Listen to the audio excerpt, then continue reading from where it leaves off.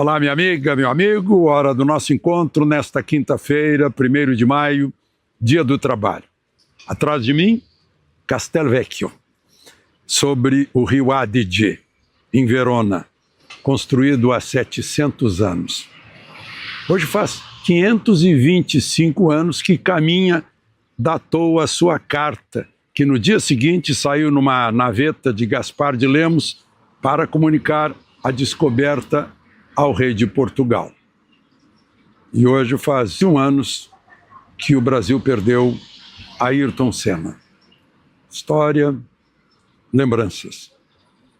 Não deixe de se inscrever e ao final de deixar o gostei ou não gostei e vamos à conversa de hoje.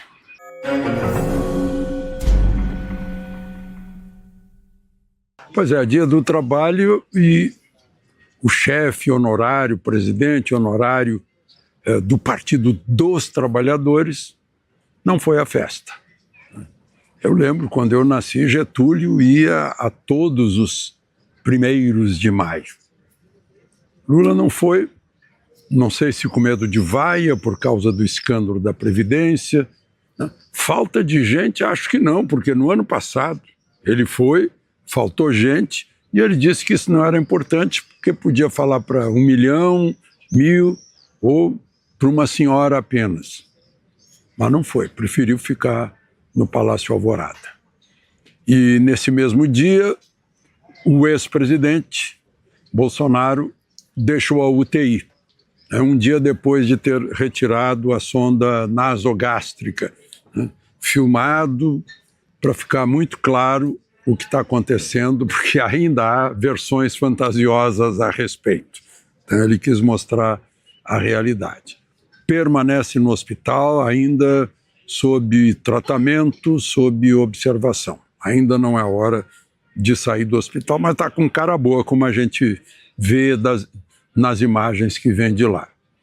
E tudo indica que outro ex-presidente, Fernando Collor, vai cumprir pena em casa, na prisão domiciliar, porque o ministro Moraes perguntou à Procuradoria-Geral da República se estava tudo em ordem, se havia possibilidade, necessidade de cumprir pena em casa por causa da idade, de doenças, de tratamento contínuo, e a Procuradoria disse que sim.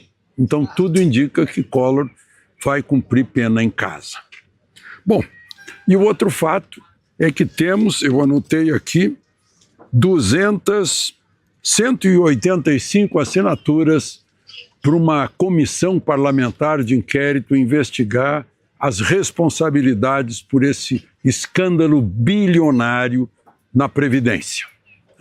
O que a gente tem agora é saber como vão devolver o dinheiro que saiu de aposentados e de pensionistas, de pessoas idosas, de viúvas, de idosos doentes. Como vão devolver isso? Foram tirando aos poucos. Chegaram a tirar a um ritmo de 1.500 novas inscrições por dia. Pegaram uma multidão que equivale a mais de 20% dos beneficiários de pensões e aposentadorias. Muito dinheiro, muito dinheiro. Tanto que esse agente da Polícia Federal que escoltava o procurador da Previdência quando chegava de Brasília em Congonhas, escoltava com carro da Polícia Federal, saía por lugares muito especiais, sigilosos lá do aeroporto de Congonhas, certamente carregando muito dinheiro, e certamente foi mais de uma vez. Ele estava, segundo a Polícia Federal, com $200 mil cash. Eles não ficam com reais. É dólar para passar para o exterior e ficar protegido. O Gedel fez escola. É todo mundo com mala de dinheiro, guardando dinheiro. A peruana corrupta que foi asilada no Brasil, Lula a recebeu de braços abertos, fazia isso. recebia o dinheiro da Odebrecht em mochilas e jogava num armário, lá no bairro de Miraflores, em Lima. Bom, mas voltemos ao pedido de CPI.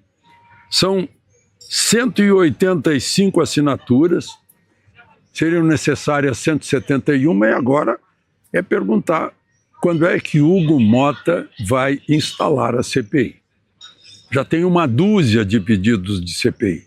Isso já dá ideia do tamanho dos escândalos que precisam ser investigados. Será que Hugo Motta vai abrir uma CPI sobre a Previdência para apurar quem foi, por quê, né? Até o TCU parece que demorou muito, né?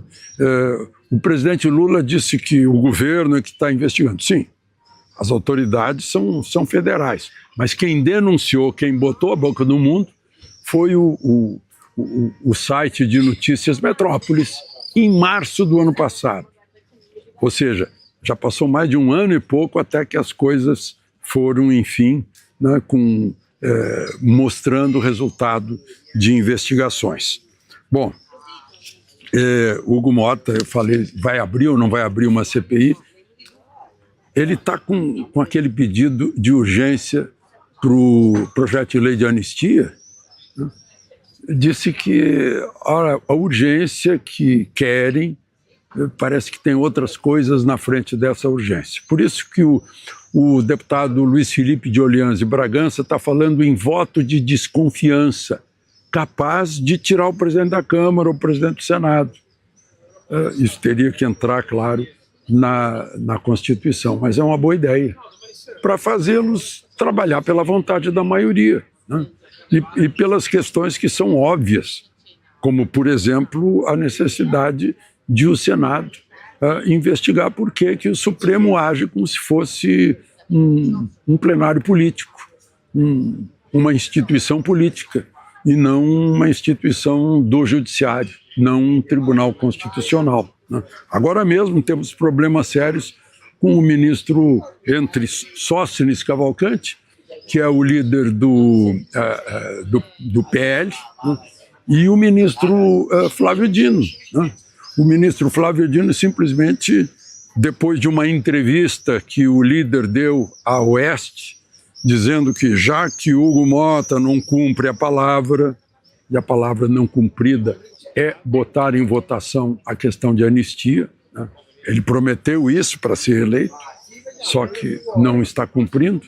Aí disse, então não vamos cumprir também outra parte, que é na comissão, que fica 30% com o partido que preside a comissão, das emendas, né? E 70% a presidência da Câmara é que distribui entre os partidos políticos. Aí a gente vai ficar com 100%. E lá no Supremo, num outro poder, o ministro intimou o líder, dando-lhe 48 horas para explicar por que disse isso. Ou seja, uma manifestação política, né, de uma intenção, já vai 48 horas para explicar. Aí o vice-líder do PL, o deputado Bibo Nunes, do Rio Grande do Sul, entrou com uma ação que se chama arguição de descumprimento de preceito fundamental contra Flávio Dino, para perguntar por que ele está se metendo, infringindo, né, mais uma vez, né, a independência de poderes, né? Toda hora o Supremo está se metendo em legislação, né? Basta a gente lembrar da história da quantas gramas de maconha ou de cocaína, ou seja lá o que for, a pessoa pode conduzir. Isso é algo tipicamente do legislativo. Bom, e por fim, né, só para a gente lembrar, esse escândalo, né, só vai acabar quando se determinar qual foi o papel de cada pessoa. Presidente do INSS, agora já tem novo presidente, o ministro Lupe, né, o presidente da República, que é o chefe do ministro, né, por que isso aconteceu? Esse procurador, que já foi afastado do INSS, segundo a Polícia Federal, teve um crescimento no patrimônio dele de 18 milhões nesse período, né? Então, são essas questões aí, nesse 1º de maio, Dia do Trabalho, em que o trabalhador, mais uma vez, está vendo que é sempre ele que paga a conta, né? Porque vai sair de onde? O governo vai imprimir dinheiro para devolver? Vai provocar inflação? Não vai. O governo vai pedir emprestado para o FMI? O governo vai tirar de onde? A Previdência que não está com... Se a gente der uma olhada na Previdência, vai ver que o futuro a Deus pertence, né? Então, e são 6 bilhões e tanto. Talvez seja mais do que isso. Tirar dos velhinhos, dos idosos, das viúvas. Não tem tamanho, né? De Verona, Alexandre Garcia.